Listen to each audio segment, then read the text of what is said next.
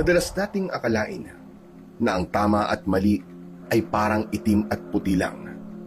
Pero sa totoong buhay, mas madalas ay kulay abo ang lahat. Minsan, kailangan mong maging masama para maging mabuti at kailangan mong magsinungaling para mailigtas ang nakararami at mga mahal mo sa buhay. Magandang araw po sa inyo, Sir Blair, at sa lahat ng nanonood sa inyong channel. Tawagin niyo na lamang po ako sa pangalang Valiente. Ako ay dating kapitan sa isang iniiwasang baryo sa Samar. Kaya lang naman iniiwasan ang lugar namin ay dahil sa mga nakakatakot na kwentong kumakalat tungkol sa amin. Sabi kasi ng mga tao sa ibang baryo, isinumpa raw ang lugar namin at may mga kakaibang elemento na gumagala kapag gabi. Bilang kapitan noon, ginawa ko po ang lahat para itago ang mga totoong nangyayari. Sinikap kong protektahan ang imahe ng lugar namin para isipin ng mga kababaryo ko na maayos, tahimik at walang dapat ikatakot. Kahit anong chismis pa ang ikalat ng mga tao sa labas, nagbibingi-bingihan ako at pinalabas ko na okay ang lahat para hindi sila magpanik. Pero ang hindi po alam ng marami, may malalagim na sikreto akong pilit na itinatago. Isang sikretong kinailangan kong gawin para lang maprotektahan ang lahat. Kung kayo po ang nasa posisyon ko, kakayanin niyo bang manahimik at magkunwari para lang maging mapayapa ang paligid? O magsasabi kayo ng totoo kahit alam nyo na ikakapahamak ito ng lahat? Narito po ang aking kwento. The Voice Addict.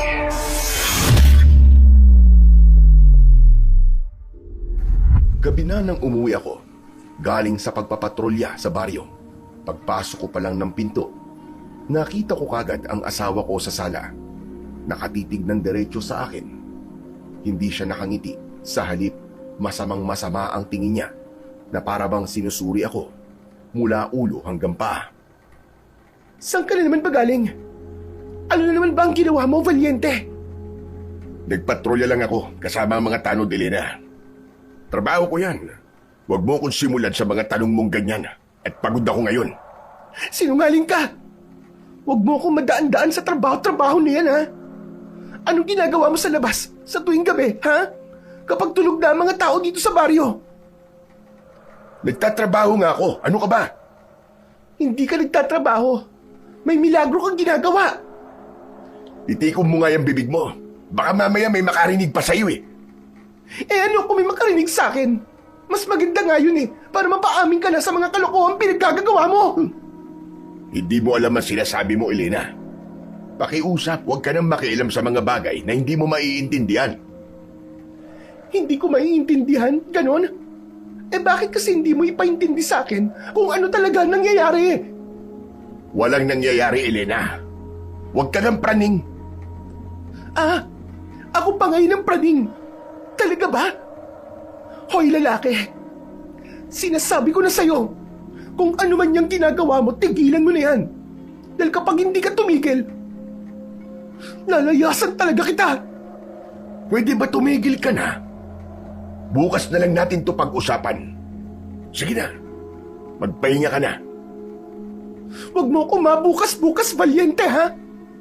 Halos 5 oras ako naghintay dito para makausap ka ng masinsinan. Tapos di mo ako kakausapin? Aba, para rin naman sa ito ah. Hindi naman to para sa ikabubuti ko. Tumulo ang luha ni Elena.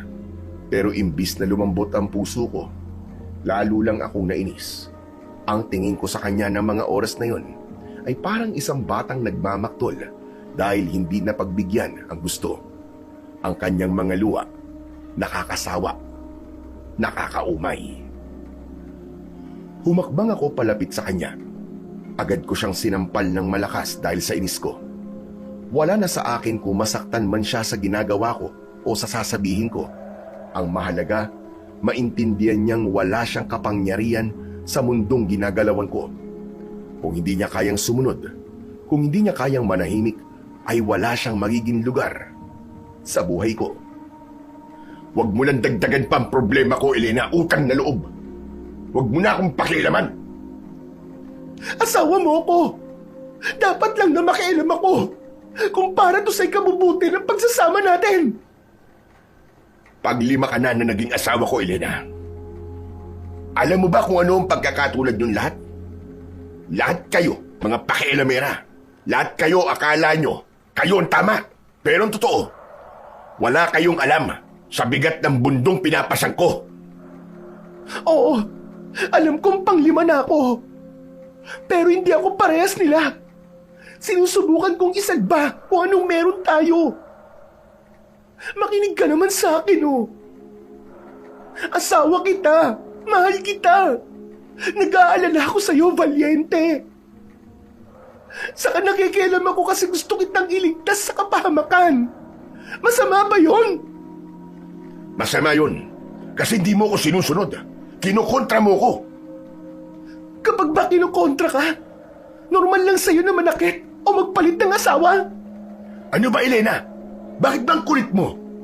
Naririndi na ako sa'yo eh. Ayoko nang sumagot sa mga walang kakwenta-kwenta mong tanong. Dubayan mo na ako. Gusto ko nang magpahinga. Wala magpapahinga. Hindi ako mananahimik hanggat hindi mo inaamin sa akin ang lahat. Hindi mo nga pwedeng malaman. Para to sa ikabubuti mo, Elena, at sa iyong kaligtasan. Kaya huwag ka nang gumaya sa mga dati kong asawa kung pwede lang. Huwag akong gumaya sa kanila. Eh bakit nasan ba yung apat? Bakit parang bigla na lang silang nawala? May ginawa ka ba sa kanila? Anak na nga, wala akong ginawa sa kanila. Lumaya sila at mula nun pati anino nila ay di ko na nakita. Bakit gusto mo ba maging panlima, ha? Gusto mo ba sumunod sa kanila? Walang iya ka! Tama nga sila! Wala kang kwenta! Wala kang kwenta! Pigil ang emosyon ko nang marinig ko ang huling sinabi niya. Wala kong nagawa, kundi ang titigan siya. Sa totoo lang, ay hindi naman ako galit sa pakikialam niya. Ang gusto kong gawin ay yakapin siya at sabihin, mahal na mahal ko siya. Pero hindi ko magawa. Totoong lumalabas ako gabi-gabi. Nagpupunta ako sa dulo ng aming baryo. May punto ang bawat argumento na sinasabi ni Elena. Pero kailangan ko siyang pigilan. Ayokong makialam siya at ayokong layasan niya ako dahil sa mga sikreto ko. Ayoko na ulit na mag-isa. Maging totoo ka sa sarili mo. Sabihin mo sa akin kung anong ginagawa mo, yun lang naman. Sabihin mo sa mga tao kung ano ang nangyayari dito. Huwag ka nang magsinungaling. Nararamdaman ko, Valiente. Hirap na hirap ka na sa mga ginagawa mo. Hindi talaga pwede, Elena. Ayoko matakot ang mga tao. Hindi nila dapat malaban ng totoo dahil magkakagulo sila. Ang kapayapaan at kasaganaan natin, mawawala yan sa isang iglap kapag nagsalita ako. Yung bang gusto mo mangyari? Hindi mo alam ang pinagdadaanan ko, Elena. Nagsasakripisyo ko para sa baryong ito. Kaya manahimik ka na lang. Hindi mo maiintindihan ang hirap ko dahil wala ka sa posisyon ko. Pwes ipaintindi mo nga sa akin ang lahat.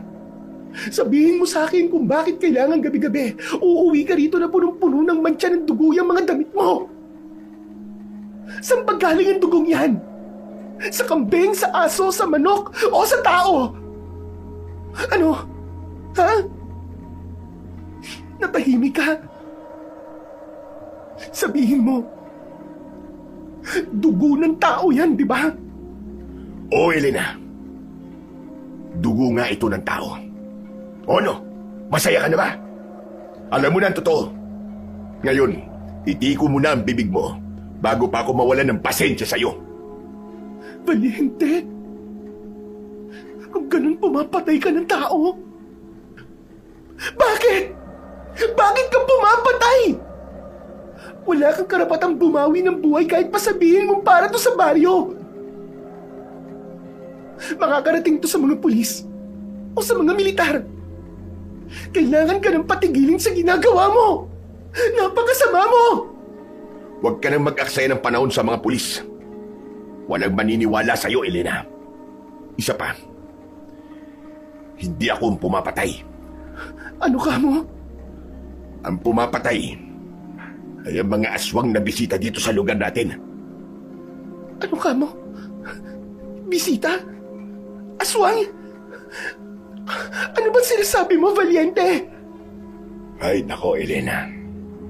Ayoko sanang sabihin sa ito pero mapilit ka. Totoo, tama ka na narinig. May aswang dito. Nakipagkasundo ko sa kanila. Alang-alang sa kaligtasan ng mga taga-baryo.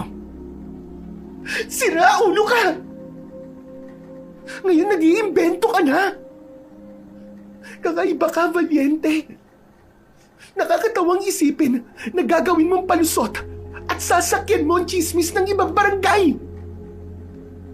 Totoo mga chismis na yan. Kaya lang naman nananatiling ligtas at maayos ang baryo natin. Eh dahil nakipagkasundo ko sa kanila. Pumayag ako na dito sila manirahan. At dito sila magdala ng kanilang mga biktima. Kapalit ng hindi nila pakikialam sa mga tao rito. Yun ang buong katotohanan, Elena. Tinignan ko si Elena. Nakita ko ang pagkabigla sa kanyang mga mata. Natahimik siya. Alam kong mahirap paniwalaan ang mga sinabi ko. Pero yun talaga ang totoo na pasan-pasan ko. Kinatatakutan ang baryo namin dahil kalat na ang kwento ng mga aswang dito. May mga saksi raw na nakakakita ng mga nilalang na lumilipad at ang direksyon nila ay laging dito sa baryo. Tuwing may nawawalang tao sa mga karatigpok, dito nila itinuturo ang daliri.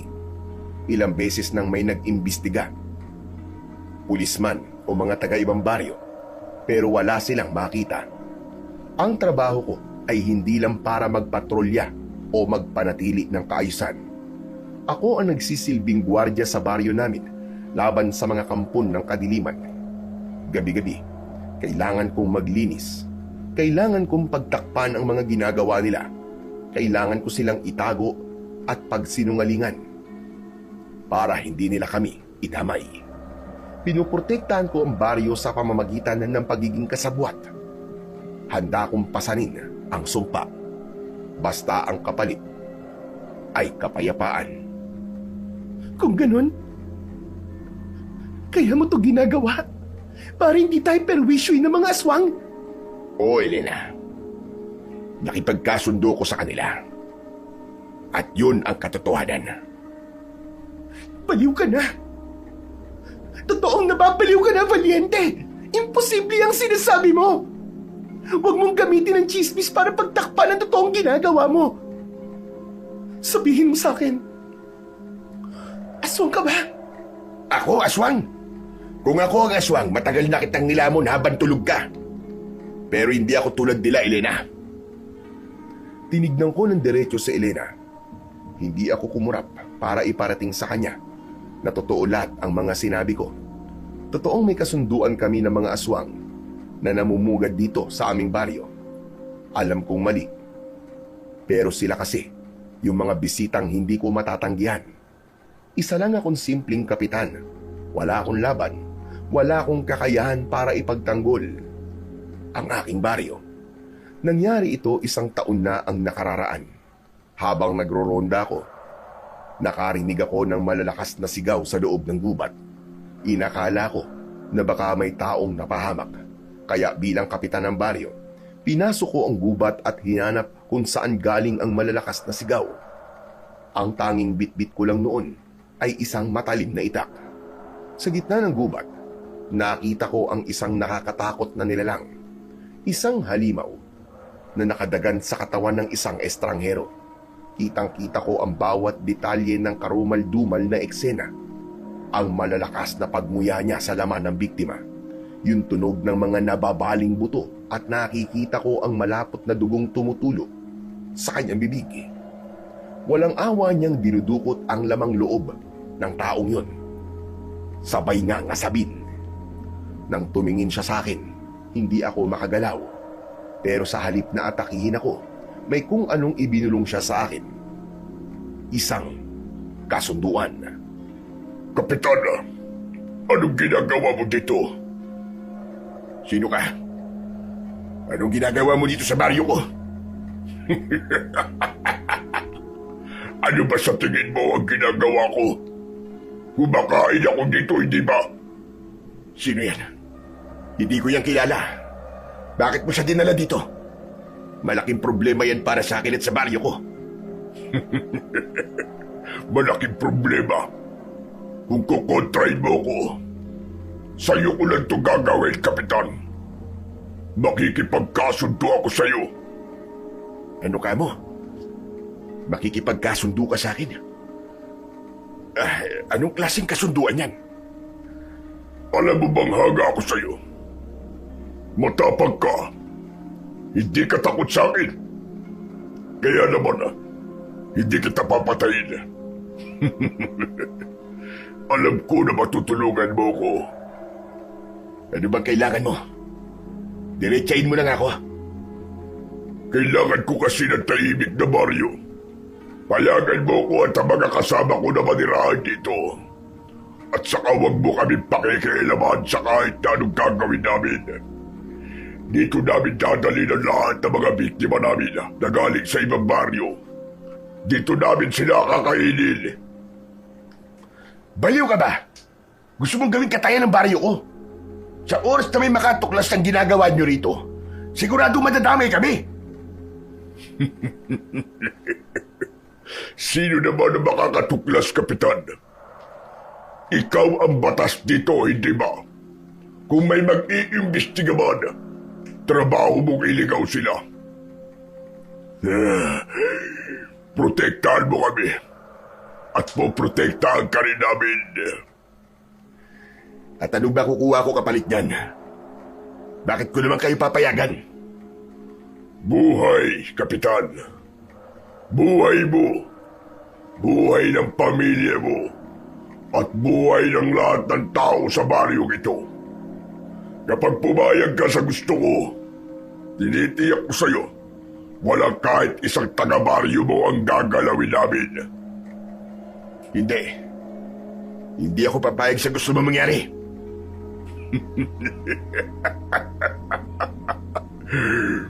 Huwag ka nang tumanggi, Kapitan. Isipin mo ang pamilya mo. Ang mga anak mo at ang mga apo mo. Kung di ka papayag, sa aming plano, anong gagawin mo? Lalabanan mo ko? Paano mo ko lalabanan? Wala ka namang pangontra laban sa akin at sa aking mga kasama. Gagawa ko ng paraan. Isusumbong ko kayo sa mga otoridad, sa mga militar. Raratrating kayo ng mga bala kapag nalaman nila kung nasan kayo.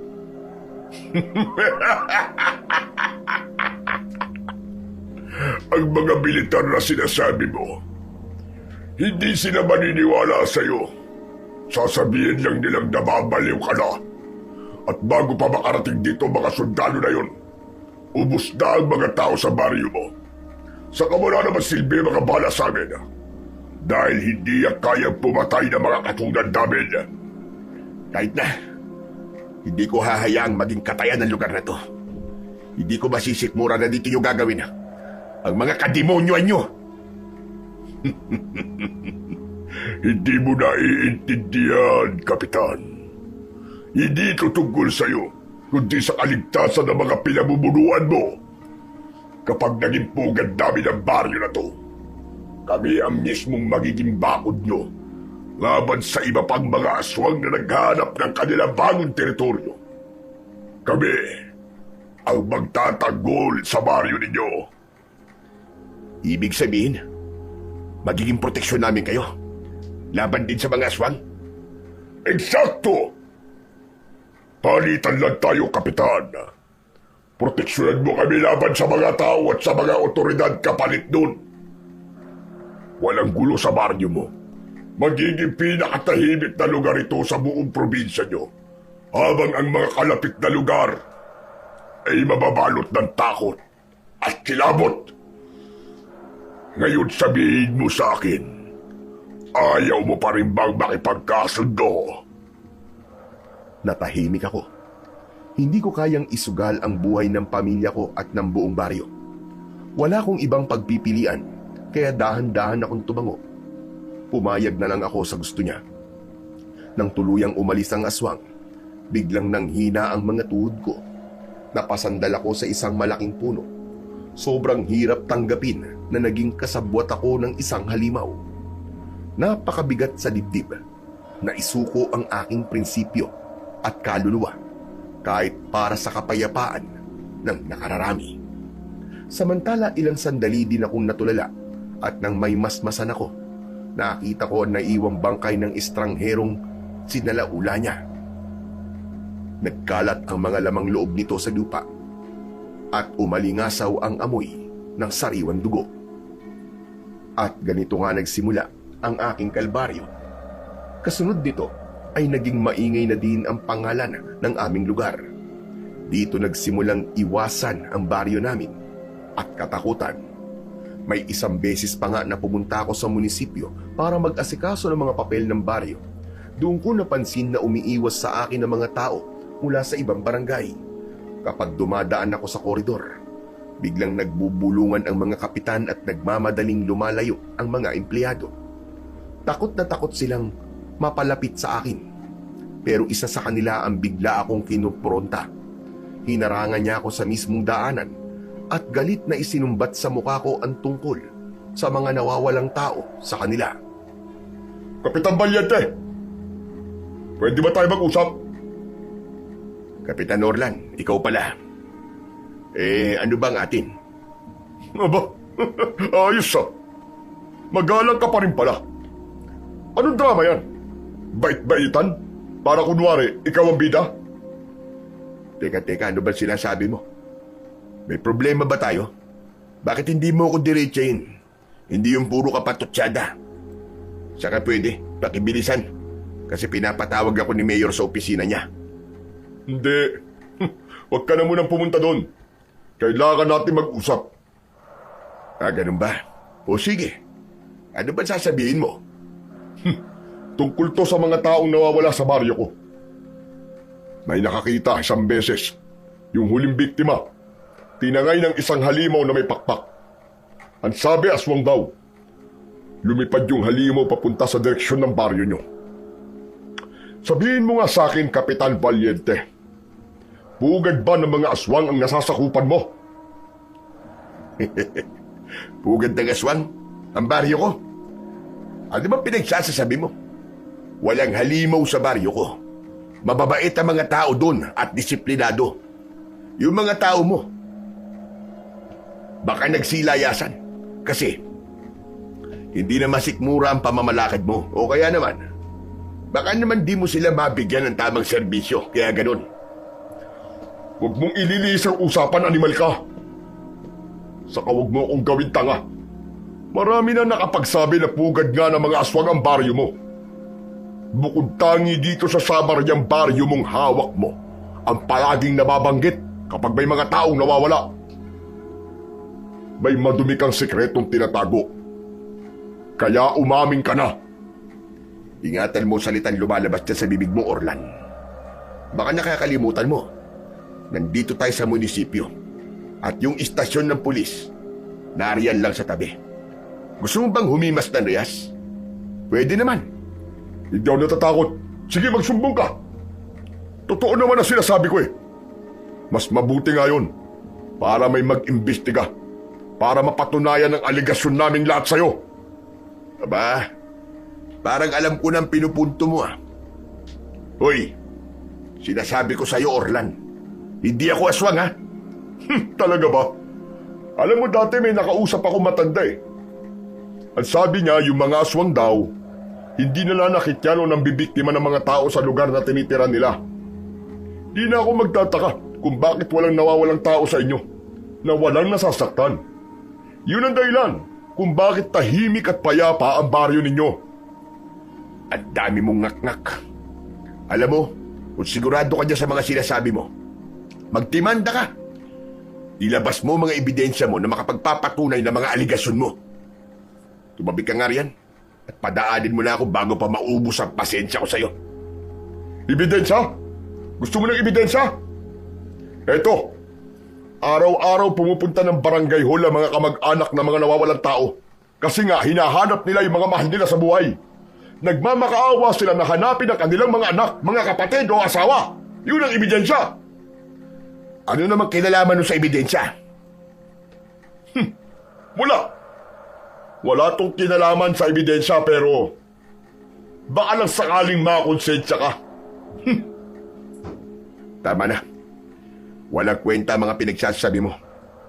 Alam mo, Orlan, naiinggit ka lang eh. Naiinggit lang kayong lahat sa akin. Dahil sa amin, nakakatulog ng mahimbing sa gabi ang mga residente. Walang nagugutom, walang nagkakagulo. Huwag naman ninyong isisi sa akin ang mga naging kapalpakan nyo. Kung nagkakagulo man sa inyo at nawawala mga tao, hindi ko na kasalanan yun. Kasalanan nyo yun. Mabilis na lumapit si Kapitan Orlan sa akin. Sabay sinunggaban ako sa kwelyo. Galit na galit siya. Halos mag-apoy ang kanyang mga mata.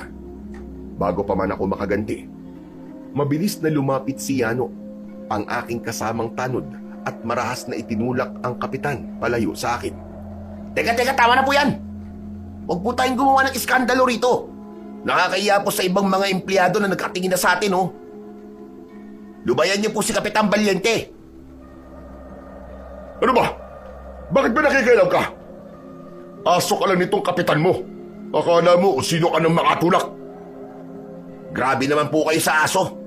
O bakit hindi ba? Tama lang naman na tawagin kitang aso eh. Dahil kinukonsinti mo ang mga kahayupang ginagawa nitong amo mo. Binabayaran ka ba nito? Ha? Magkano? Pwede kong doble niyan. Basta't sabihin mo sa akin kung ano ang sikreto ng lalaking ito. Wala akong aaminin sa'yo. Kasi wala namang ginagawang masama ang kapitan ko. Ikaw ang may masamang ginagawa ngayon kasi nag-ieskandalo ka. Gumagawa ka ng kwento, naninira ka ng tao. Ikaw ang nanggugulo dito. Ah, talaga ha? Gumagawa ako ng kwento? O sige, ngayon din. Magdadala ako ng pulis. Ipapahalugog ko ang buong baryo nyo ngayon din. Tignan na lang natin kung hindi makita ang buto ng mga nawawalang tao ko. Sige, magdala ka ng mga pulis. Dalin mo ang buong pamilya mo at lahat ng tanod mo. Pero sinasabi ko sa iyo, Orlan, sa oras na wala kayong makita, ididemanda kita. Sisirain ko ang pangalan mo. Ipatatanggal pa kita sa serbisyo. Tinatakot mo ba ako, Valiente? Hindi kita tinatakot. Pinapaalalahanan lang kita. Eh bakit? Hindi lang naman ako nagrereklamo ah. Maski sila. Yan si Kapitan Mando, si Kapitana Roda, at marami pang iba. Pare-pareho kami ng pananaw tungkol sa iyo at sa baryo mo. Kaya kung magdedemanda ka, damay-damay na to. Pero sigurado naman ako eh. Oras na mahalughog ang baryo mo, tiyak, nasisingaw ang baho mo. Ang dami niyo palang naiinggit sa akin, ha? Ngayon ko lang nalaman. Alam niyo, kayong lahat, pagbutihan niyo na lang ang pamumuno niyo. Magdagdag kayo ng proteksyon para wala ng mga inosenteng kabarangay niyo ang mawawala. Maging responsable kayong leader. Hindi yung kung kani-kanino niyo isinisisi ang mga pagkukulang ninyo. Kaya nga, magtrabaho kasi kayo. Pagtapos namin silang asarin ni Yano, ay tinalikuran na namin sila. Naglakad kami palayo. Nakita kong nagbulungan ng mga tao na nakapaligid sa amin, pero wala akong pakialam. Tapos yung mga kapwa ko kapitan, tensyon na tensyon ang kanilang mga muka. Nakasimangot sila at tila hindi nagustuhan ang mga naging pahayag ko sa kanila.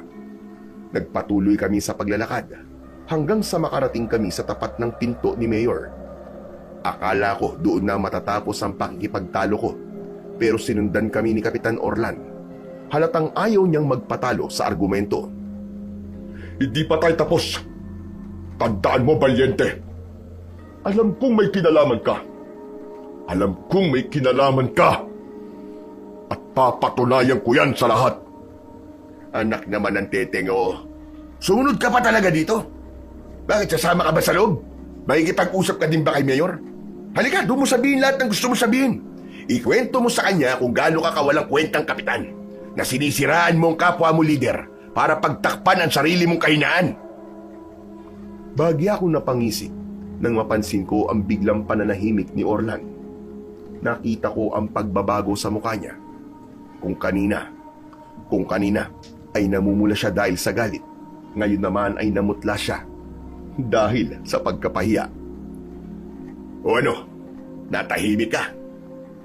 Matapang ka lang manigaw doon sa koridor. Pero dito sa harap ng opisina ni Mayor, tiklop ka. Sige na, bumalik ka na sa baryo mo.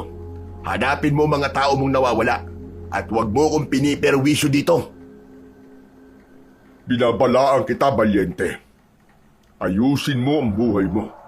Kapag nahuli kita at alam kong mahuhuli kita sa ginagawa niyong mga milagro sa baryo mo, humanda kayo sa akin.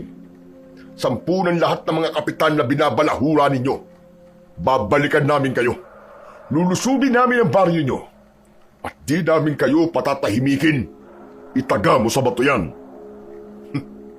Itaga mo. Gawin mo kung ano gusto mo. Hindi ako natatakot. Binuksan ko ang pinto ng opisina ni Mayor at dire-diretso kong pumasok. Sumunod naman sa akin si Yano at isinarado kong muli ang pinto. Valiente! Uy, Valiente! Natulala ka na dyan. Ano bang iniisip mo? Wala. May naisip lang ako. Nagising ako sa pagbabalik alaala. Muli kong nakita ang mukha ng aking asawa. Maya-maya, nakarinig kami ng sigaw mula sa labas. Narinig ko ang boses ni Ano. Napatingin ako kay Elena. Nakakunot ang kanyang noo at mukhang pati siya ay nagtataka kung bakit biglang sumugod at nag-iingay ang aking pinakatapat na tanod. Pumasok ang lalaki sa loob ng bahay namin. Matapos niyang mabilis na binuksan ang pinto, hindi ko pala ito nailak dahil sa biglang paninita sa akin ng misis ko. Hinarap ko si Ano. Habol niya ang kanyang hininga. Hirap na hirap siyang magsalita. Pag-angat ng kanyang ulo, nakita kong nanlalaki ang kanyang mga mata dahil sa labis na takot. Kapitan! Kapitan Valiente! May mga lalaki nagpunta dito galing sa kabilang barangay. Mukhang susugurin nila ang baryo natin. Ano ka mo? Sigurado ka ba dyan, Yano?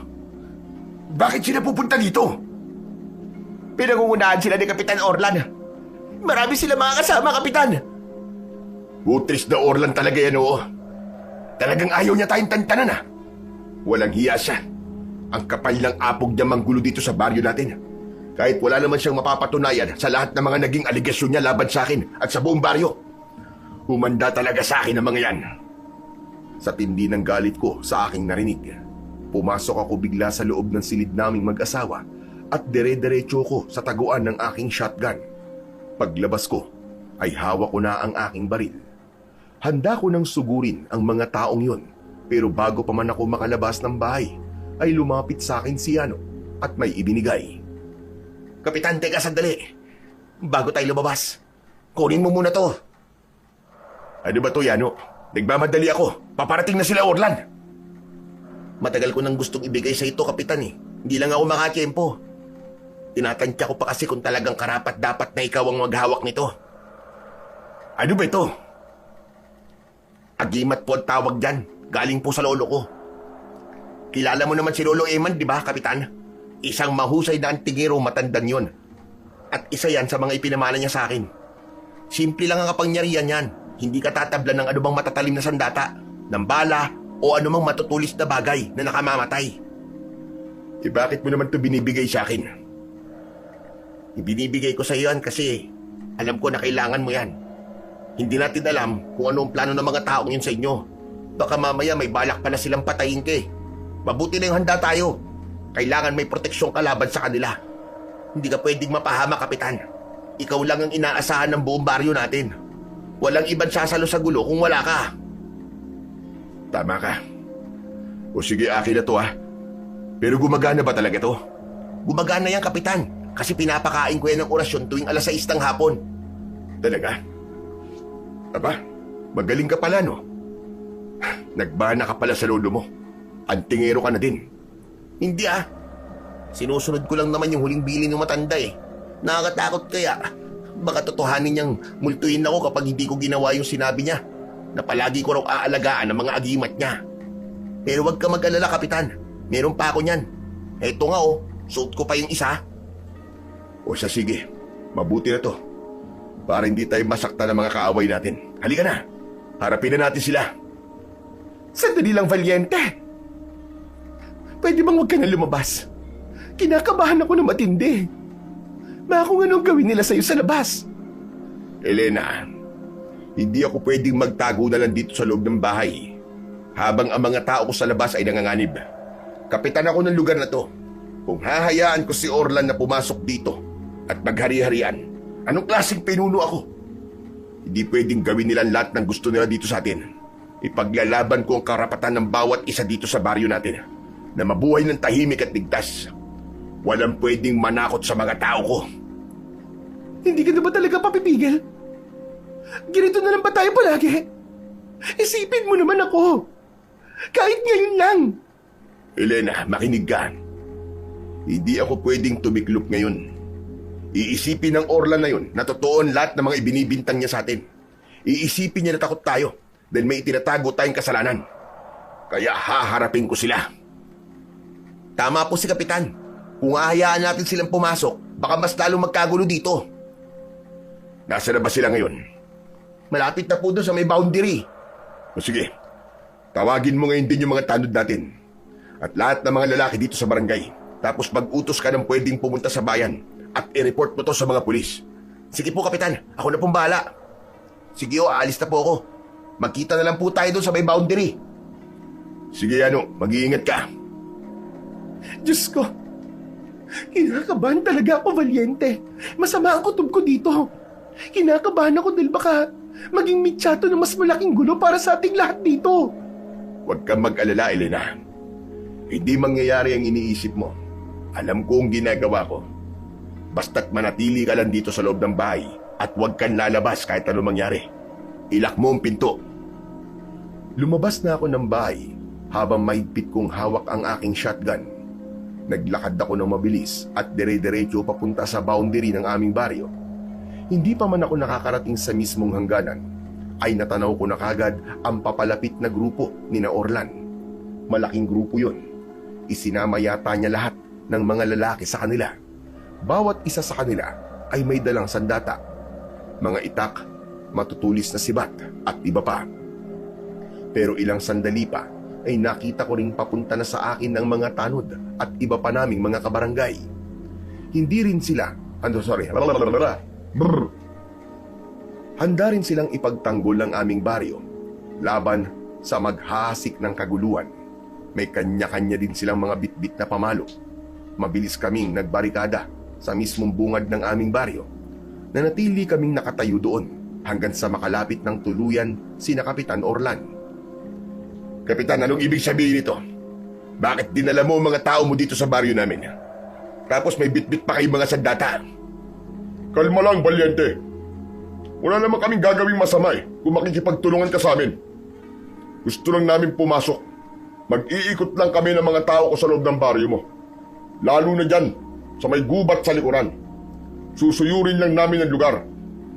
Mag-iikot? May mga dala kayong itak, pamalo at mga sibat? Tapos sasabihin nyo mag-iikot lang kayo? Huwag mo akong gawin tanga, Orlan. Umuwi na kayo. Wala kayong karapatang tumapak dito sa baryo ko. Lalo na, at di naman kayo nagpaalam sa akin. Hanggang dyan lang kayo sa labas ng boundary. May karapatan kami. 11 tao na ang nawala sa amin, Valiente. Ano naman kinalaman ko dyan? Hanggang ngayon ba magmamaang-maangan ka pa rin? Alam naming lahat na kayo. Kayo ang namemerwisyo sa lugar namin.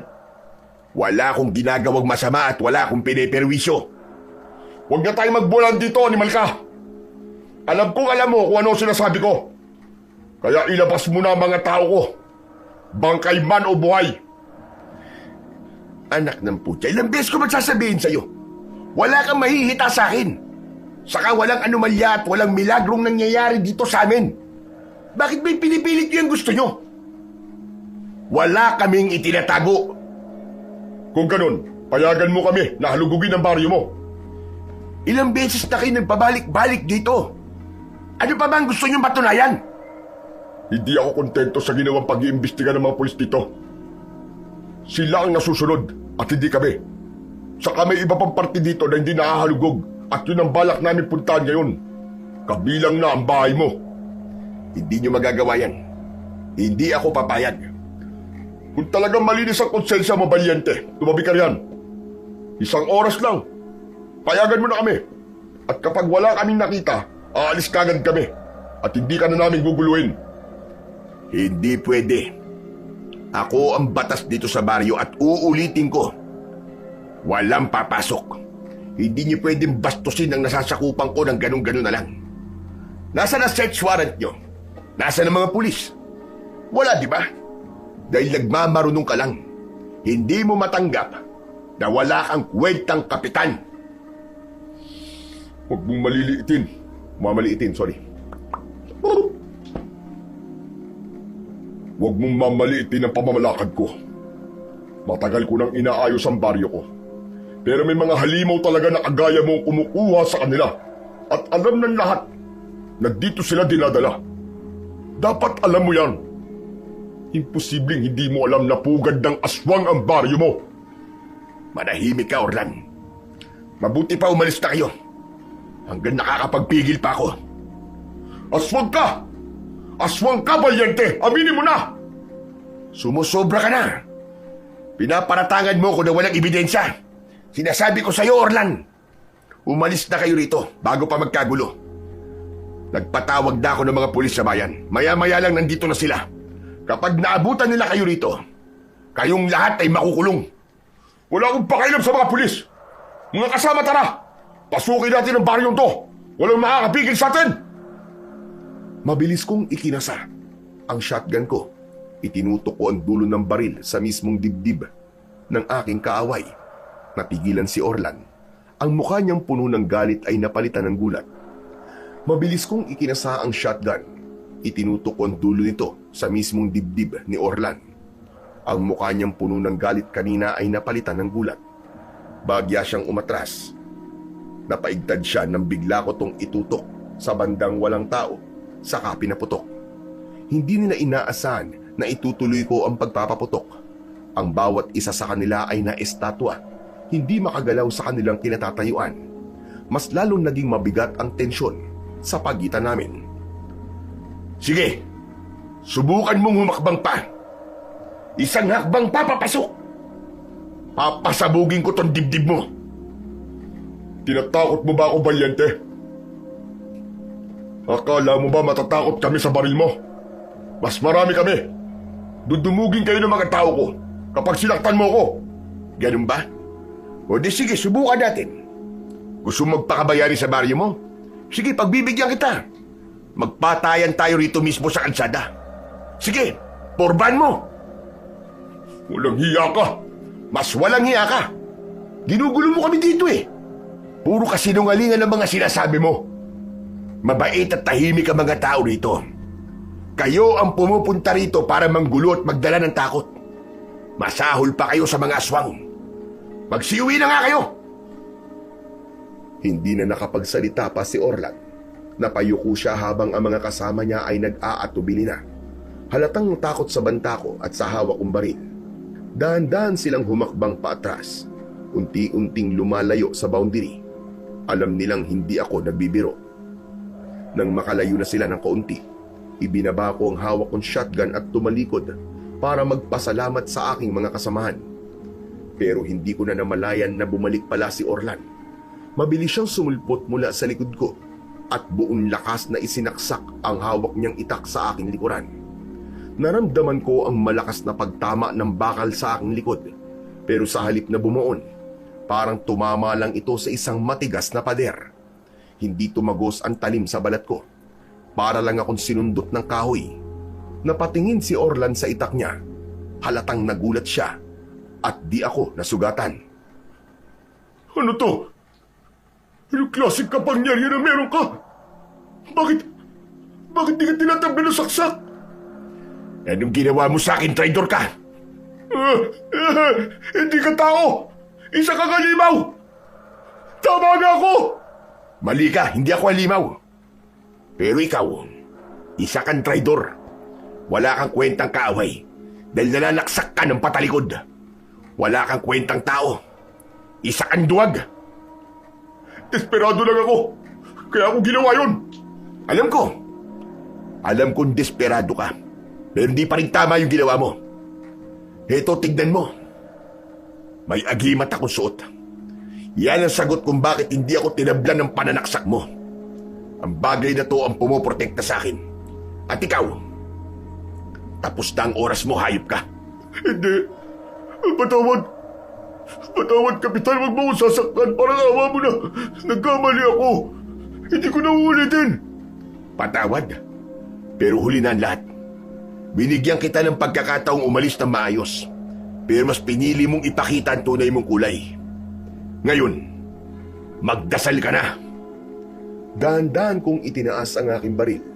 Isinukbit sa balikat at muli itong ikinasa. Itinutok ko ang dulo sa mismong ulo ni Orlan. Kitang-kita ko ang biglang pagtulo ng pawis sa kanyang noo. Ang paglabas ng mga ugat sa kanyang leeg dahil sa matinding takot at ang panginginig ng kanyang katawan. Habang tinitignan ko siya ng masama, inumpisahan ko magbilang at sa pagbigkas ko ng huling bilang, kinalabit ko ang gatilyo pero hindi ito pumutok. Nakita kong nagbago ang reaksyon ni Orlan. Biglang nagkaroon siya ng lakas ng loob na kumawala. Mabilis siyang tumakbo palayo sa akin. Halos magkandara pa siya sa lupa sa sobrang pagkataranta. Sinadya ko yon na hindi lagyan ng bala. Gusto ko lang talagang makita kung gaano siya kaduwag. Ang mga kasama niya na nakita ang pangyayari ay hindi na rin nag-atubili na sumunod sa kanya paalis ng baryo namin. Hindi ko na sila pinigilan, lalo't wala naman talaga akong plano na pumatay. Ibinaba ko na ang baril at pinanood silang maglaho sa dilim. Sinasabi ko na nga ba walang gagawin di maganda ang hayop na yun Mabuti na lang, Kapitan, at handa ka. Kundi, baka ginawang gripo yung tiyan mo. Nagulat nga din ako, Yano Hindi ko inaasahan na traidor pa ng lumaban ng isang yun. Kaya nga po, Kapitan. O siya, nais ko muna magpasalamat sa inyo mga kasama at sinamahan niyo ako ngayon dito. Maraming salamat sa pakikiisa niyo. Wala pong anuman, Kapitan. Basta po para sa baryo. Nasa likod niyo po kami palagi. Salamat kung ganun, Yano. Sige na mga kasama, magsiwi na kayong lahat at magpahinga. Pero ikaw, Yano, sumunod ka sa akin sa bahay at mag-uusap tayo. Sige po. Nagkanya-kanya na ng lakad ang mga tao pabalik sa kanilang mga tahanan. Naglakad na rin kami ni Yano papunta sa bahay. At nang makarating kami doon, kumatok ako sa pinto at agad kaming pinagbuksan ni Elena. Diretso kaming pumasok sa sala at naupo. Ano po bang pag-uusapan natin, Kapitan? Tungkol dito sa agimat. Sabihin mo sa akin lahat ng alam mo tungkol dito. Kapitan, sabi po ng lolo ko, ang tawag po dyan ay agimat ng buhaya. Gawa po yan sa balat ng malaking buhaya na bantay daw ng ilog natin noon. Ang kapangyarihan niyan ay yung kabal o yung kakayang hindi ka masusugatan o tatablan ng mga matatalim na bagay o maski ng baril. At napatunayan nga natin ang bisa nito kanina. Pero teka, Yano, gusto ko nang malaman, may kapangyarihan ba ang agimat na to laban sa mga aswang? Kapitan, bakit niyo naman po natanong? May aswang po ba dito sa baryo natin? Yano, meron. Aamin na ako sa'yo. Ang mga chismis na naririnig mo sa kabilang bayan, totoo lahat yun. Ano ka mo? Akala ko. Huwad ang katahimikan at kapayapaan sa baryong ito, Yano. Ang kaligtasang tinatamasa natin ngayon, may kapalit. Kung ganun, totoong sinasabi ni Kapitan Orlan na dito dinadala ng mga aswang ang mga nawawalang tao mula sa baryo nila. Bakit, Kapitan? Bakit nagsinungaling ka sa amin? Bakit di mo agad to sinabi sa akin? Dahil pinoprotektahan ko kayo.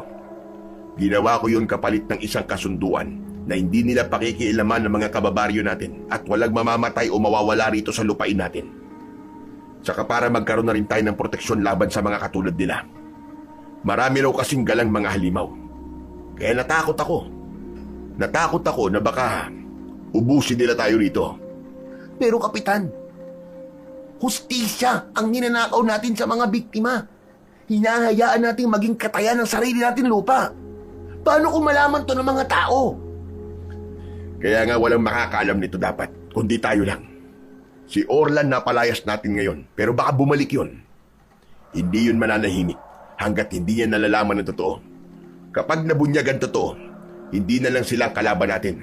Pati ang mga aswang dito magiging kalaban natin. Dahil di ko natupad ang usapan namin. Isinubo mo sa mas malaking problema ang baryo, Kapitan. Ano na ang plano mo ngayon? Gusto ko na rin huminto. Gusto ko nang palayasin dito ang mga aswang na yun. Gusto mo nang kumala sa usapan? Oo. Kaya ako nga tinatanong sa'yo kung may kakayahan ba ang agimat na to laban sa mga aswang. Dahil bukod sa mga narito sa baryo, kailangan din natin paghandaan yung posibilidad na may umataking ibang grupo ng mga aswang dito sa atin. Hindi ako makakapayag na may masaktan kahit isa sa mga kababaryo natin. Tulungan mo ko, Yano.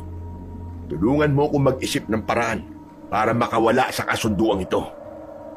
Kung seryoso ka talaga diyan, Kapitan, walang ibang paraan kundi ang makipaglaban sa kanila ng patayan. Yun lang ang nakikita kong paraan para makawala ka sa kasunduan. Pero paano, Yano? Hindi naman tayo mga antingero. Saka sapat ba ang kabal na to para labanan sila? Ang agimat na yan na balat ng buhaya, panlaban lang yan sa pisikal na sandata ng tao, sa itak, sa bala, sa saksak. Makunat ka, oo, pero iba ang lakas ng aswang, Kapitan.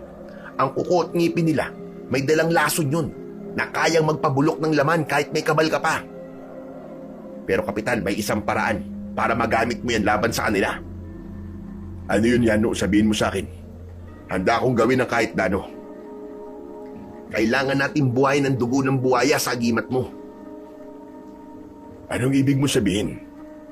Ang buhaya, Kapitan, hindi lang yan basta mabagsik na hayop sa ilog.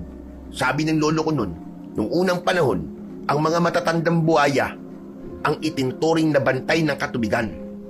Sila lang ang may lakas na pumatay at kumain ng mga kampon ng dilim kapag napapadpad sa teritoryo nila.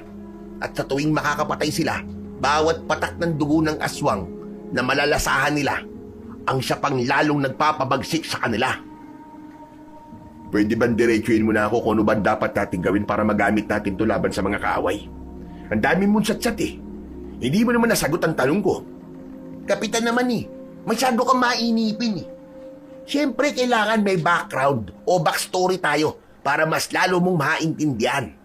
O eto na, sasabihin ko na ang kapangyarihan niyan ay tulog.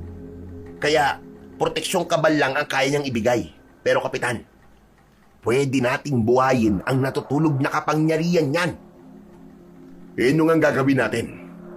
Kailangan nating ibabad ang agimat na yan sa mainit at sariwan dugo ng aswang bago sumapit ang susunod na kabilugan ng buwan. Ibig mo sabihin kailangan natin pumatay ng isa sa kanila para mapagana ang lakas ng agimat? Oo, Kapitan. Yun po ang kwento ng lolo ko. Kapag daw natikman ng agimat ang itim na dugo ng aswang, hihigupin niyan ang kanilang kapangyarihan. Ang lakas, ang talas ng pandama sa dilim at ang bilis nila. Mapupunta lahat sa may tangan ng agimat.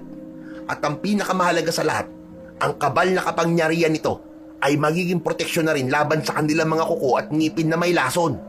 Hindi ka na nila masusugatan. Isang malaking sugal to, Yano.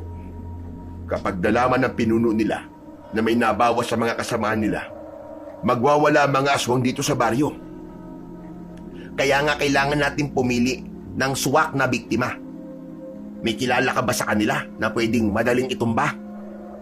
Hindi ako nakasagot kay Yano. Nag-isip ako kung sino nga ba ang pinakamadaling mapatay sa kanila. Mula nga pala nang magkaroon ng kasunduan, nakilala ko sila isa-isa. Pinakilala sila sa akin ng kanilang lider. Sa kasalukuyan, sila ay naninirahan ng tahimik sa aming baryo. Yung iba naman sa kanila, nakakasalamuha namin sa mismong loob ng komunidad. Nabubuhay sila na parabang ordinaryong mga tao. May tindera, may magsasaka, may pulubi at iba pa. Nang tanungin ako ni Yano, isa ang talagang naisip ko. Si Mang Tasyo. Si Mang Tasyo ay isang matandang aswang na nakatira sa pinakadulo ng baryo, sa mismong masukal na sagingan. Kabisado ko ang kilos niya. Hindi tulad ng ibang aswang na uhaw sa dugo at laging sumasama sa kawan kapag nambibiktima. Mas gusto ni Mang Tasyo ang mapag-isa. Hindi siya nakikisali sa mga pag-atake o sa mga gawain ng grupo nila. Dahil palaging nakabukod, madali para sa amin ni Yano na mapagtakpan ang pagkawala niya kung sakaling siya nga ang mapili namin na patayin. Pero ang naisip kong yun, mabigat sa dibdib ko. Si Mang Tasyo, sa kabila ng pagiging halimaw niya, ay kilala ko bilang isang mabait na kaibigan. Hindi. Hindi ko siya kayang patayin, Yano. Mabuti siyang tao eh. Mabuti siyang kaibigan sa akin. Sino po bang tinutukoy niyo, Kapitan? Si Mang Tasyo. Yung nakatira doon sa dulong baryo sa may sagingan. Ano? Sabi ko na nga, Abi, hindi mapagkakatiwalaan ng matandang yun. Matagal na akong may hinala na aswang talaga siya. Huwag ka na magalit sa kanya. Hindi naman siya nananakit ng mga tao eh. Saka tinutulungan niya ako. Hindi ko siya kayang patayin. Hindi kaya ng konsensya ko yun. Ngayon ka pa ba makukonsensya, Kapitan? Nung nakipagkasundo ka sa aswang at hayaan silang pumatay ng kanilang mga biktima dito sa baryo, kapalit ng katahimikan at kaligtasan ng lahat, nasaan ang konsensya mo doon? Ngayon ka ba aatras? Akala ko ba gusto mo nang matigil ito? Na gusto mo nang kumawala sa kasunduan na yun? Ito na yon, Kapitan. Ito na yon. Panindigan na natin to. Kung gusto mo talagang matapos na to, kailangan nating mapagana ang agimat. At para mangyari yon, kailangan dumalak ang dugo ni Mang Tasyo. Una, sige na. Sa Biyernes ng gabi, puntahan natin si Mang Tasyo doon sa bahay niya. Sige po, Kapitan. Mabuti naman at naliwanagan ka na. Sa Biyernes ng gabi, pupuntahan natin ang matanda at papatayin. Kailangan natin ng dugo niya at doon natin ilulubog at itatampisaw ang balat buhaya para masipsip niya ang lakas niya bilang aswang. Sige, ayos na ang plano. Sa ngayon umuwi ka na muna at magpahinga. Basta't ihanda mo ang sarili mo sa Biyernes. Sige o, lalarga na ako. Magpahingay na rin po kayo at magpalakas. Umalis na si Yano, pero ako, nanatili lang akong nakaupo roon sa sala. Inilabas ko uli yung agimat mula sa bewang ko at tinitigan ko yung mabuti. Habang nakatingin ako sa maitim na balat buhaya na yon, kung ano-anong isipin ang pumapasok sa utak ko. Gulong-gulo na ako. Ilang sandali pa, lumapit sa akin si Elena. Inaya niya akong pumasok na kami sa kwarto. Hindi ako kumilos. Nanatili lang ako nakatulala sa kawalan habang hawak ang agimat. Dahil doon, hinawakan ni Elena ang braso ko at inakaya ko papasok sa kwarto. Humiga ako sa kama at pumwesto naman siya sa tabi ko. Ilang sandali pa, bigla na lang akong inantok hanggang sa tuluyan na akong makatulog. Kinabukasan, maaga pa lang ay nabulabog na ako sa biglang pagdating sa bahay ni Yano. Kapitan, may sabihin ako sa inyo. May natuklasan ako. Ano ba yun, Yano? Ang aga-aga pang ingay mo na. Kasi po, may bago nga akong nalaman eh. Kasi kagabi, hinalugog ko yung mga aklat ng lolo ko at may nabasa ako doon na mahalaga. Anong nalaman mo? Sabi sa aklat, yung oras kung saan nagpapalit ng anyo ang aswang, yun ang oras na pinakamahina siya. Doon natin siya pinakamadaling maaatake. Kung ganun, kailangan nating manmanan at abagan ang pagbabago niya ng anyo. Eksakto! Mamanmanan ko siya ng ilang gabi bago mag-Biyernes para malaman natin ang eksaktong oras ng pagpapalit niya ng kanyang anyo. Saka nga pala, nagpunta din ako dito para ayain ka na pumunta sa bayan, doon sa pwesto ng isang panday na kakilala ko. Panday? Para saan? Kailangan nating magpagawa ng isang sandata laban sa mga aswang. Isang espesyal na punyal. Mang Karding ang pangalan ng panday na yon at eksperto siya sa paggawa ng ganitong sandata na may halong tanso. Matagal na siya gumagawa ng mga sandatang pangontra sa masasamang elemento. May shotgun ako. Isang putok lang, wasak ang katawan ng aswang.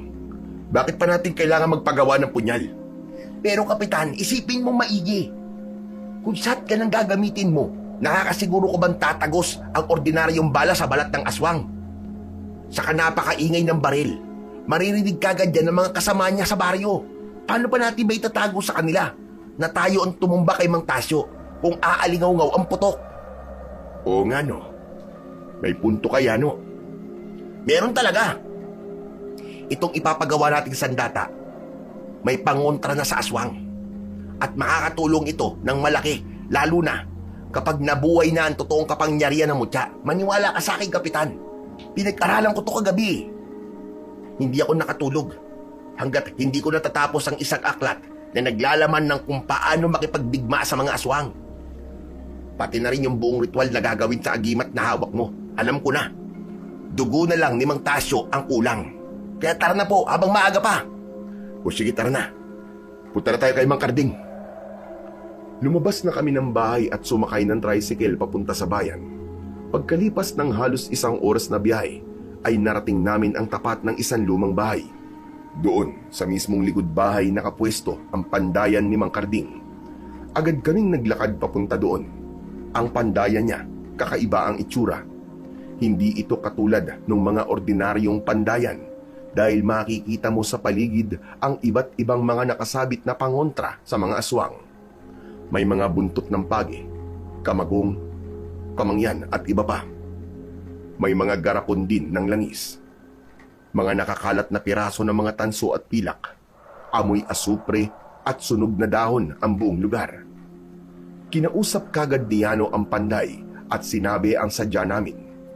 Tumango si Mang Karding at agad na sinimulan ang paggawa ng sandatang punyal.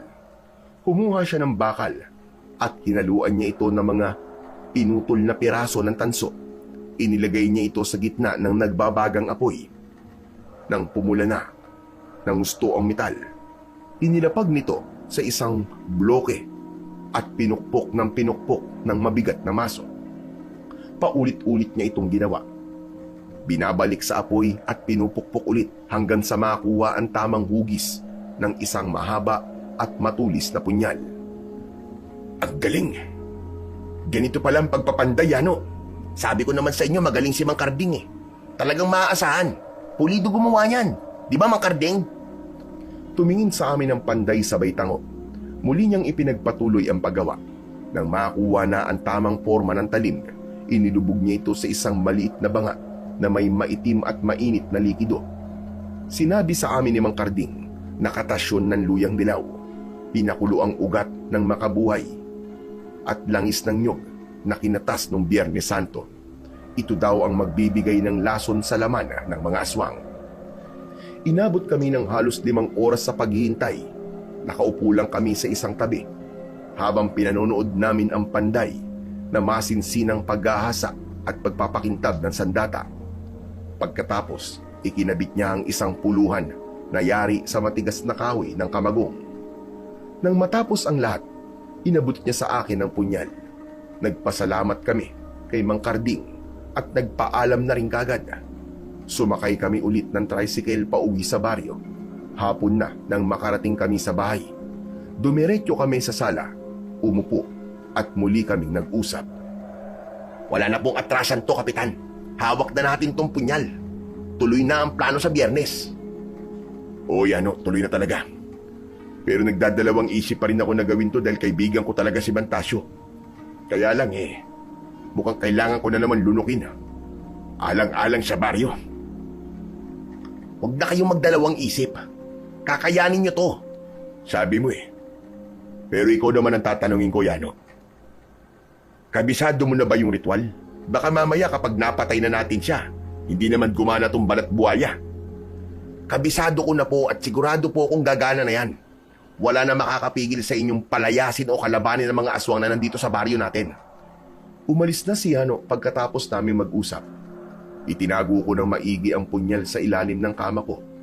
Wala akong ibang inisip kundi ang nalalapit na pakikipagkalas ko sa mga aswang. Dahil dito, palagi akong hirap makatulog. Mabilis na lumipas ang mga araw hanggang sa sumapit na ang Biyernes ng gabi. Nagtago kami sa isang mataas na palumpon ng damo sa dulo ng sagingan. Doon kami nag-abang dahil sabi ni Yano ay doon daw nagpapalit ng anyo ang matanda. At tama ang naging pagmamanman niya. Eksaktong 12:00 ng hating gabi, nakarinig kami ng mga yabag ng paa. Inisip naming si Mang Tasyo na yon. Naghintay pa kami at nakiramdam hanggang sa makarinig kami ng mabigat at malakas na ungol. Dahan-dahan kaming sumilip ni Yano. Nakita namin ng isang matanda na nakatalikod. Hubot-tubad siya at nagpapahid ng langis sa buong niyang katawan. Pagkatapos niyang magpahid, unti-unti na nga siyang nagbago. Nagsitunugan at bumaluktot ang kanyang mga buto sa gulugod. Umunat ng gusto ang kanyang mga braso at binti. Nangitim at kumapal ang kanyang balat at biglang humaba ang kanyang mga kamay at paa. Kapitan, oras na! Sige, Yano. Sa udyat ko. 1, 2, 3. Ngayon na! Sabay kaming lumabas mula sa likod ng palumpon. Hinawakan ko ng maigpit ang punyal at mabilis na sinugod ang nagpapalit anyong aswang. Huwag mong hayaang makalingon! Itusok mo na, Kapitan! Sige! Heto na! Yan! Sige, Kapitan! Sige! Saksakin mo pa! Ibaon mo na gusto! Nang makalapit ako sa target, ay agad kong ibinaon ang punyal sa kanyang batok. Yun ang pinakamalambot na parte sa katawan ng isang nagpapalit anyong aswang ayon kay Yano. Agad na pumulandit ang maitim na dugo ng aswang. Ni hindi ito nakasigaw, hindi rin siya nakalaban dahil sa pagtama ng tanso sa kanyang laman. Ngayon na, Kapitan! Ilabas mo na ang agimat! Diyan! Diyan sa bumubulwak na dugo na yan! Diyan mo ibabad ang agimat! Sige, sana gumana talaga to, Yano. Pakiusap sa agimat na to. Sana gabayan mo kami at makisama ka sa amin. Dahil hindi lang ito para sa kapayapaan ng baryo ko, kundi pati na sa kabilang barangay. Tama na. Gusto ko nang matapos ito. Gusto ko nang matapos ang paghari-harian ng mga aswang dito. Ayoko nang may mga nahihirapan at namamatay na tao. Patawad man, Tasyo, kung ikaw ang naging sakripisyo para dito. Paalam, kaibigan. Ayos lang po ba kayo, Kapitan? Ginawa niyo po ito para sa lahat. Wala po kayong dapat ipagsisi. Hindi ko lang talaga maiwasang hindi malungkot, Yano. Hayaan mo na akong ipagluksa ang bangkay ng kaibigan ko. Sige ho, pero sisimulan ko ng ritual ah. Sige, umpisahan mo na. Agad na sinimulan nga ni Yano ang pagbulong ng mga orasyon habang nakababad ang agimat sa dugo ng halimaw. Habang binibigkas niya ang bawat salita, ang balat buhayang hawak ko ay unti-unting nagbago. Mula sa pagiging tuyot, bigla itong naging tila malambot, para bang nagkakaroon muli ng buhay. Ang itim na dugong bumabalot sa agimat ay unti-unting hinihigop ng agimat. Pagkatapos bigkasan ng orasyon ng agimat, bigla na lamang itong nagliwanag. Kapitan, maaari mo nang kunin. Handa na ang agimat. Matatapos na ang sumpa sa baryo at sa buong bayan natin. Kinuha ko ang agimat at ramdam ko ang init nito sa aking palad. Matapos ito, ay muli ko na itong itinali sa aking bewang. Pero sa oras na dumikit ang bagay na ito sa aking balat, ay naramdaman ko ang biglang pagdaloy ng kuryente sa aking katawan. Gumapang ito sa bawat timaymay ng aking katawan. Kasabay nito, bigla ring luminaw ang aking paningin. Nagliliwanag pa rin ang agimat. Kaya naman bago pa makatawag ito ng pansin sa ibang aswang, agad ko na itong itinago sa ilalim ng aking damit. Anong ginawa nyo? Bakit yung pinatay ang kasamaan ko? Mang Tasyo? Paano? Nagulat ako nang biglang nagpakita sa amin si Mang Tasyo. Nakatayo siya sa harap namin. Blanko ang ekspresyon habang nakatingin sa bangkay na nakaandusay sa lupa. Ang tanong niya ay puno ng pagtataka habang pabalik-balik ang tingin niya sa amin at sa duguang kamay ko. Buhay na buhay ang matandang lalaki. Mang Tasyo? Ano po, Mang Tasyo? Nagro-ronda po kami nitong si Kapitan eh. Muntik na po akong atakihin ng aswang na yan eh. Ipinagtanggol lang po ako ni Kapitan. Oo. Yun nga po nangyari, Mang Tasyo. Talaga? Ganun ba nangyari? Tinalo kayo ng aswang na to. Hindi siya sumunod sa kasunduan. Yun na nga po. Totoo yun. Hindi siya sumunod. Hindi pwedeng manatili yan dito, Kapitan. Itago na natin ang bangkay niyan bago pa siya madiskubre dito ng pinuno. Malaking gulo ito kapag nalaman nila. Mabilis kaming kumilos. Binuwat namin ni Mantasio ang bangkay habang tahimik na nakasunod sa amin si Yano. Sa totoo lang, matagal na kaming magkasabwat ng matanda sa paglilinis ng mga kalat sa baryo. Gabi-gabi kaming nagliligpit ng mga labi ng binibiktima ng mga aswang para walang ebidensyang mahanap ang mga pulis. Si Mang Tasio ang katulong ko para manatiling malinis at inosente ang baryo namin sa paningin ng mga kinauukulan. Samantala, dinala na namin ang dugo ang katawan sa pinakadulo ng bakuran kung saan naroon ang isang tagong balon. Nakasara ito gamit ang isang makapal at mabigat na konkretong takip. Pinagtulungan namin itong iangat ni Mang Tasio. Pagkabukas pa lang, sumingaw na kagad ang matapang at nakakasulasok na amoy ng mga nabubulok na laman. Hindi nakayanan ni Yano ang sobrang baw. Napatakip siya ng bibig, napalayo ng bagya at sunod-sunod na sumuka sa damuhan. Inihulog na namin ang bangkay sa loob ng balon, kasama ng gabundok na buto na itinago namin doon. Nang marinig namin ang pagbagsak ng katawan sa ilalim, agad naming ibinalik ang mabigat na takip. Nang matapos ay nagpaalam na kami sa matanda at umuwi na sa aming bahay. Kinabukasan, isang masamang balita ang nalaman ko kay Elena. Valiente, may masamang balita. May pinatay daw kagabi ang mga aswang dito sa baryo natin. Ano ka mo? Aba, imposibleng mangyari yun. Hindi sila papatay ng taga-baryo. May kasunduan kami ng pinuno nila. Pero totoo. Ayun nga eh, pinagkakaguluhan yung bangkay niya. Tumingin ka sa labas. Papunta ang mga tao doon. Kung ganun ay sino? Sino raw ang pinatay? Yung matanda doon sa may dulo ng baryo. Doon sa may sagingan, si Mantasio. Ano ka mo? Hindi. Hindi pwede mangyari yan. Nangyari na nga eh. Nakita kanina yung bangkay niya, gutay-gutay daw ang katawan. Doon mismo sa labas ng kubo niya. Hindi maaari ito. Diyan ka lang muna sa loob ng bahay, Elena. Huwag kang lalabas. Pupunta lang ako doon para tignan ang sitwasyon.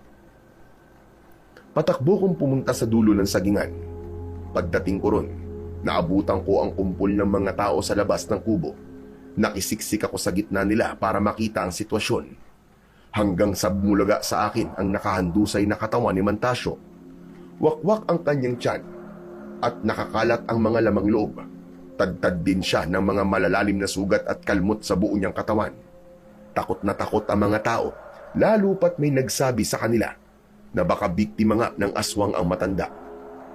Inisip nilang nakalipat na sa baryo ang mga aswang na madalas umatake sa kabilang baryo.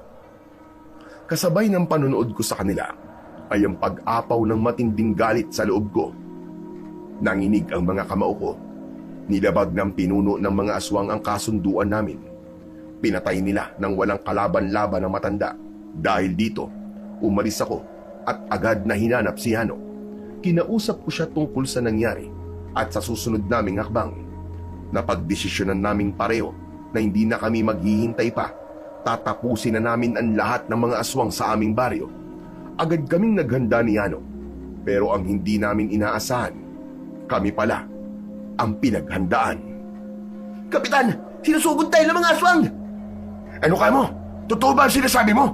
Oo, may mga sugatan na nga tayong mga tanod. Bilisan niyo po, tara na! Tulungan natin sila! Nasaan sila banda ngayon? Ilan na nakita mong umaatake? Nasa may kalsada po sila, malapit sa sapa ang karamihan. Nangwawasak sila ng mga pinto at bintana. Marami sila, Kapitan.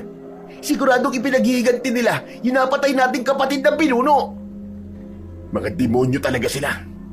Sandali lang at isusuot ko ang agimat ko. At ikaw, sa likod lang kita, ha? Akong bahala sa kanila. Ako ang sasalo ng kagat at mga kalmot nila. Maliwanag ba? Maliwanag po, Kapitan. Pero paano po yung ibang mga taga-baryo? Wala silang kalaban-laban. Sumigaw ka habang tumatakbo tayo. Pagsabihan mo lahat ng makikita mo na magkulong lang sa bahay at huwag lalabas. Tayo ang haharap sa mga aswang. Kailangan natin pabagsakin ang pinuno nila. Kapag napabagsak na natin ang pinuno, siguradong magsisitakbo na ang mga galamay niya. Sige po, nakahanda na po ako. Mabuti naman. O siya, tara na. Ubusin na natin ang mga halimaw na yan bago nila ubusin ang mga tao dito. Lakad-dakbo ang ginawa naming dalawa. Nagsimula na nga ang pag-atake ng mga halimaw. Kitang-kita ko silang lumipad sa itaas. Nagkakagulo ang mga tao sa iba't ibang direksyon habang hinahabol ng mga halimaw sa kalagitnaan ng gulo at sa malalakas na sigaw ni Yano. Humarang sa daan ko ang pinuno ng mga aswang. Nanlilisik ang mapupulang mata niya. Umuusok ang ilong at nakalabas ang matatalim na pangil. Traidor ka, Valiente! Pinatay mo ang kapatid ko! Sinira mo ang kasunduan natin! Wala kang isang salita! Paano niyo nalaman? Wala akong hindi malalaman, Valiente! Dahil amoy na amoy ko ang dugo ng aking kapatid sa bahay na matandang yun at wala siyang nagawa kundi ang umamin sa akin! At ikaw ang itinuro niyang pumatay sa kapatid ko! Walang hiya ka! Magbabayad ka! Dugo ng mga kababaryo mo ang kabayaran sa pagpatay mo sa kuya ko! Uubusin ko kayong lahat ngayong gabi! Mga kasama! Ubusin silang lahat sa baryong ito! Wala kayong ititirang buhay! 5 aswang ang sabay-sabay na sumagpang sa akin. Ibinuka nila ang kanilang mga bibig para ako'y kagatin. Pero dahil sa angking kumbilis ay hindi nila ako makagat. Kaya naman iwinasiwas nila ang kanilang mga kuko. Tinatamaan ako pero hindi bumabaon ang matatalas nilang kuko sa aking balat. Tumalbog lang ito. Umapaw ang init at kakaibang enerhiya sa buong katawan ko. Naging napakalakas ko. Sa isang hampas ko lang sa aswang na nasa kanan ko, tumilapon ito at nabasag ang bungo. Hinawakan ko ang leeg ng isa pang umatake sa akin at walang kahirap-hirap ko itong binali. Ubod ng bilis ang galaw ko. Gamit din ang punyal na gawa ni Mang Karding. Sinasaksak ko ang lahat ng mga aswang na sumusugod sa akin. Kasabay ko si Yano sa pakikipaglaban. Gamit ang kanyang agimat at ang kanyang mahabang itak, pinagtatatagadin niya ang ilang aswang. Samantala, sa kasagsagan na madugong engkwentro, biglang umalingaw-ngaw ang sunod-sunod na sigaw ng mga tao. Nagulat ako nang makita kong dumating pala sa baryo ang grupo ni na Kapitan Orlan at ng iba pang mga kapitan. May hawak silang kanya-kanyang sandata. Mga halimaw! Mga totoong aswang! Lalabanan natin sila! Tulungan natin ang baryo ni Kapitan Valiente! Agad na sumugod ang mga tao at nakipaglaban sila sa mga aswang. Ako naman ay natulala at hindi makapaniwala sa aking mga nakita. Kapitan Orlan, bakit kayo nandito? Susugurin talaga sana namin tong baryo nyo eh. Dahil ang alam talaga namin ay kayo talaga ang mga aswang na pumapatay at umaatake sa mga baryo namin. Pero ito pala ang totoo. Ngayong nakita ko mismo ang mga halimaw na to, naiintindihan ko ng totoong nangyayari. Mga tao talaga kayo at maski kayo ay inaatake ng mga aswang na to. Ha? Oo, hindi naman talaga kami mga aswang eh. Oo, naniniwala na ako sa'yo. Mabuti na lang at naabutan namin to, Valiente. Mga demonyo pala talaga mga kalaban natin. Medyo mahirap silang pabagsakin. Oo, mahirap silang kalabanin.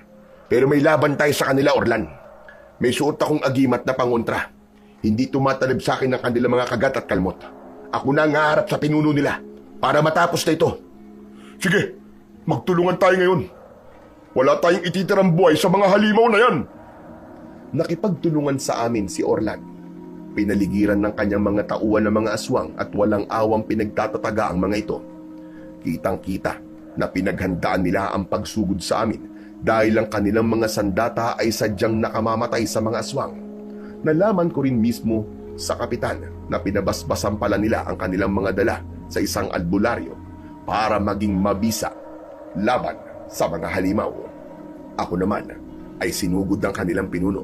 Ramdam ko ang mainit na pagtibok ng agimat sa aking bewang na para bang may isang buhay na nilalang na handang kumawala.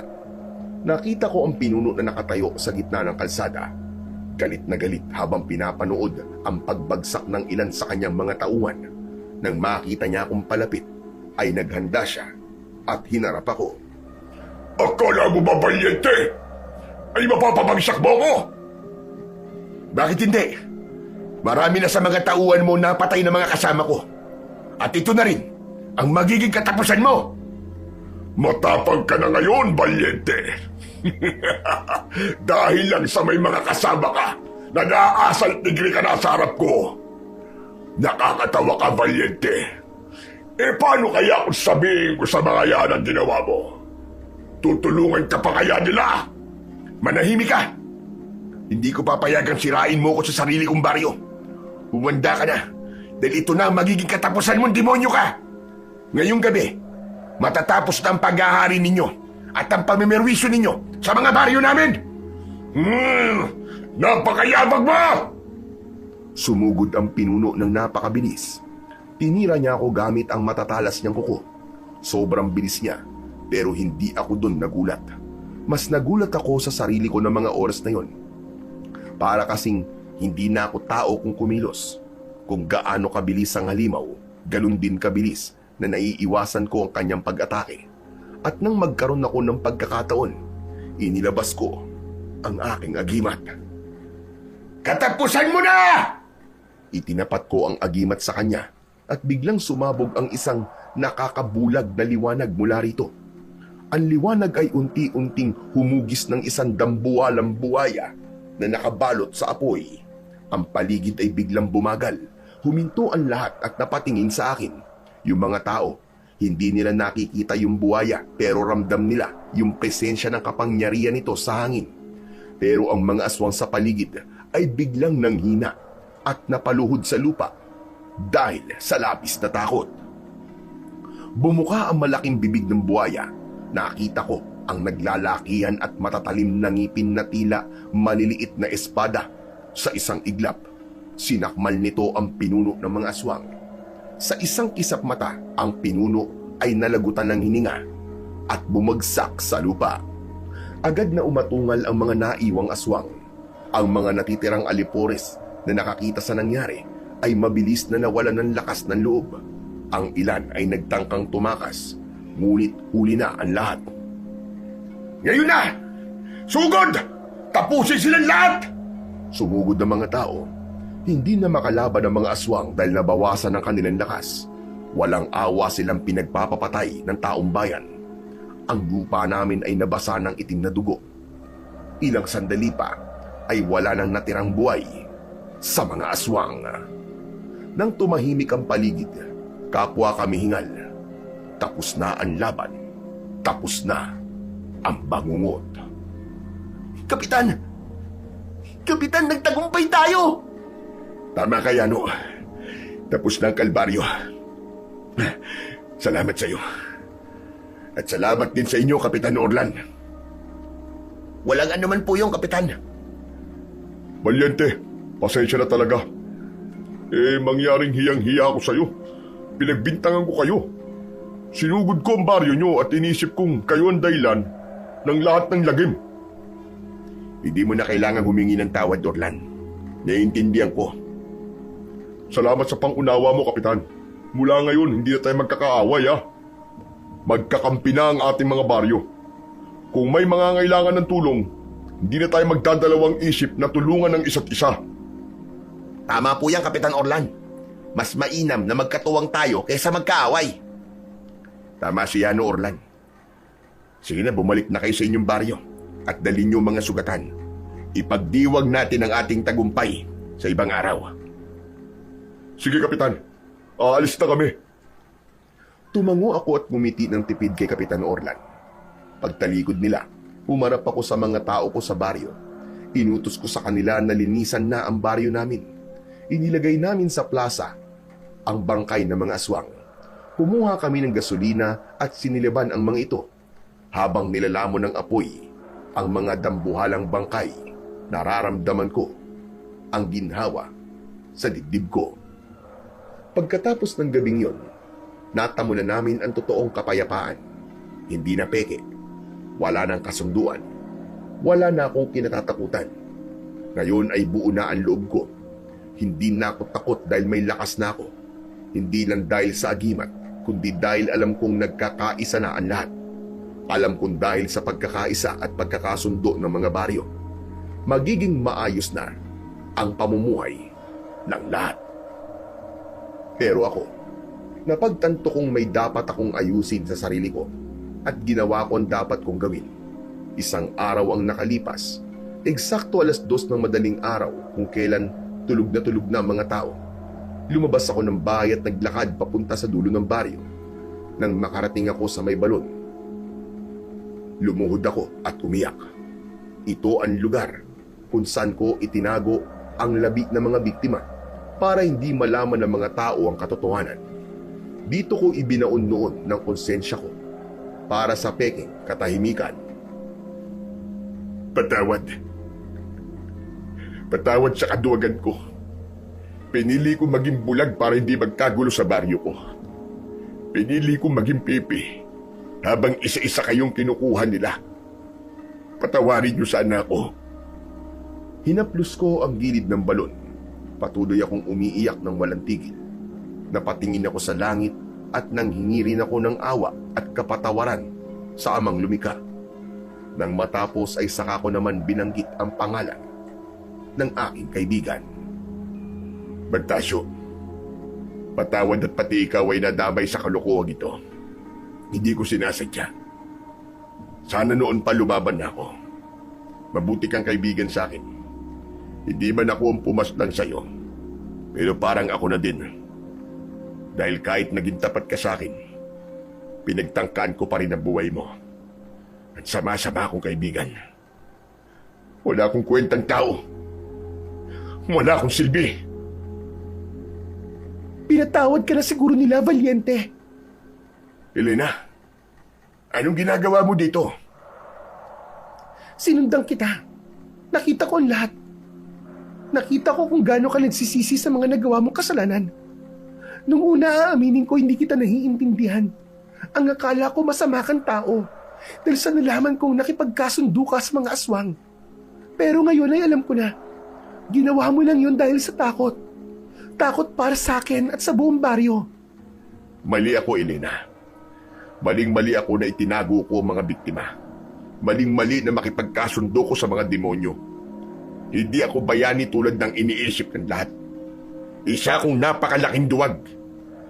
Hindi ka duwag. Ang totoo, nagkamali ka sa paraan. Pero ang mabuti naman ay ang layunin mo para sa aming lahat. Huwag mong dibdibin to. Pagkakataon lang ang nagbuyo sa'yo para magkasala. Pero tapos na. Tapos na ang laban. Wala nang mga aswang. Naibigay mo na sa mga biktima ang hustisya. Hustisya? Pero kasama ako sa krimen. Pinag-iisipan ko nga kung itatago ko ba ito, sasabihin ko na sa lahat ng totoo. Kung ilalabas natin ang totoo, magugulo ang lahat. Magagalit ang mga tao sa atin, Valiente. At ang galit na yan, hindi lang sa'yo titigil. Dadalhin yan ng mga anak natin hanggang sa mga kaapu-apuan mo. Habang buhay silang maglalakad ng nakayuko dahil sa kahihiyang iiwanan mo. Gusto mo bang mabuhay sila? Nadala ang sumpa ng pangalan mo? Anong ibig mo sabihin? Wala naman akong anak, ha? Meron. Dahan-dahang ipinatong ni Elena ang palad sa kanyang tiyan. Tumingin siya sa akin ng diretso sa mata. Hindi siya nagsalita. Pero sapat na ang kilos na yun para maunawaan ko ang lahat. Hindi ako makapaniwala na sa edad kong 50 ay mabibigyan din ako ng anak. Totoong 5 ang nakarelasyon ko, pero 4 sa kanila ang hindi ako natiis. Lahat sila umalis dahil sadyang hindi nila matagalan ang buhay na kasama ko, yung bigat ng responsibilidad ko at ang mga gabing hindi ako nakakauwi ng maayos. Nakipaghiwalay sila sa akin. Iniwan nila ng mag-isa na walang naiwang anumang bakas. Pero si Elena, hindi lang nanatili sa tabi ko. Bibigyan pa ako ng isang anak na matagal ko nang hinihiling, pero hindi ibinigay ng tadhana noon. Magsimula ka ulit, Valiente. May pagkakataon ka pang bumawi. Hindi sa pamamagitan ng pag-amin, kundi sa pamamagitan ng paggawa ng tama mula ngayon. Panatilihin nating sikreto ito. Hayaan mo manatiling payapa ang baryo. Yun na ang huling serbisyo mo sa kanila. Ang protektahan sila sa katotohanang maaaring makasira sa ating lahat. Tama ka, Elena. Ibaon na natin ang katotohanan. Kasama ang mga labi nila. Tara na. Umuwi na tayo, Valiente. Tumayo ako at muling sumulyap sa balon. Nandun ang mga labi ng mga taong hinayaan kong katayin sa baryo ko. Humingi ulit ako ng tawad sa kanila. Dahil sa pagkakataong ito, buhay at kinabukasan naman ng anak ko ang pipiliin ko. Ayokong dalhin ng anak ko ang pangalang dudungisan ng galit ng mga tao. Hindi ko hahayaang mangyari yun. Ang anak ko ang priority ko. Ang pamilya ko ang uunahin ko. Hinawakan ko ang kamay ni Elena at sabay kaming naglakad pauwi. Pagkalipas ng ilang araw, nagpasya kong bumitiw sa pwesto ko bilang kapitan ng baryo. Sinabi ko na lang na kailangan ko nang magpahinga. Total ay nakawala na ang lahat sa banta ng mga aswang. Maaari ko nang ipahawak ang buong baryo sa pamamahala ng karapat-dapat na pinuno. Matapos ang pagbibitiw, umalis kami ni Elena sa baryo at namuhay sa ibang lugar. Doon sa malayo, sa walang nakakakilala sa amin.